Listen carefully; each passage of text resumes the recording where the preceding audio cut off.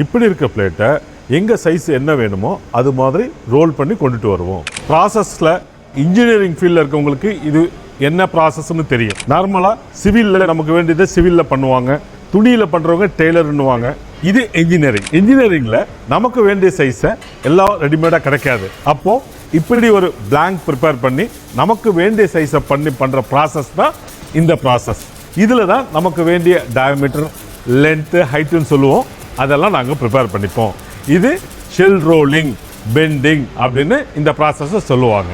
இந்த ப்ராசஸில் நமக்கு வேண்டிய சைஸு 500 mm 300 mm அப்படின்ற சைஸ் இல்லாமல் 1000, 1500, 2000, 3000 வரைக்கும் நம்மளால் போக முடியும். ஷெல் மட்டும் இல்லாமல் இதில் கோனும் நம்ம பண்ணலாம். எக்ஸென்ட்ரிக் கோன், கான்சென்ட்ரிக் கோன்லாம் சொல்லுவாங்க. அதாவது நமக்கு ஒரு லைன் ஸ்ட்ரைட்டாக இருக்கும், அவுட்புட்டு வேற ஒரு டைரக்ஷனில் இருக்கும். இந்த மாதிரியான ஒரு அப்ளிகேஷனுக்கு இந்த மெஷினில், இந்த ப்ராசஸில் நாங்கள் எங்களுக்கு வேண்டிய சைஸை அரைவ் பண்ணுவோம்.